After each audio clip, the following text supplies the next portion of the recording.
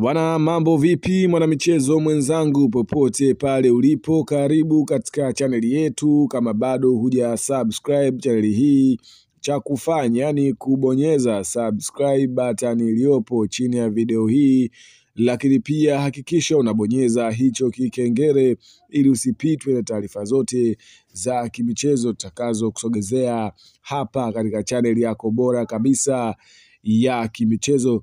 Bwana, klabu ya soka ya Yanga baada ya kutwaa ubingwa wa ligi kuu Tanzania bara, klabu hiyo wako visiwani Zanzibar kwa ajili ya mchezo wa fainali ya kombe la CRDB Confederation Cup, ambapo mchezo huo utawakutanisha Yanga Sports Club dhidi ya Singida Black Star, mchezo ambao utapigwa katika dimba la Amani majira ya saa mbili na robo za usiku. Maandalizi kuelekea katika mchezo huu yamefanyika vyema kabisa, na klabu ya soka ya Yanga wameonyesha morali kubwa ya kutaka kutwaa ubingwa huu mwingine wa kombe la CRDB.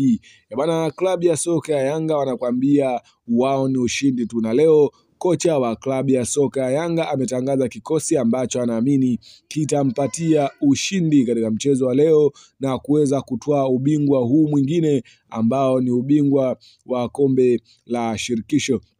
Bwana, kikosi cha klabu ya soka ya Yanga ni hiki hapa, ambapo golini amesimama golikipa nambari 1 Djigui Diarra ambaye amekuwa na kiwango bora kabisa, lakini katika safu ya mabeki kuna Shedrack Boka, Dickson Jobu, Ibrahim Baka pamoja na Israel Patrick Mwenda. Safu hii ya ulinzi imekuwa safu bora kabisa katika mechi ambazo wameweza kucheza, na kocha ameweza kutengeneza chemistry nzuri kwa wachezaji hawa.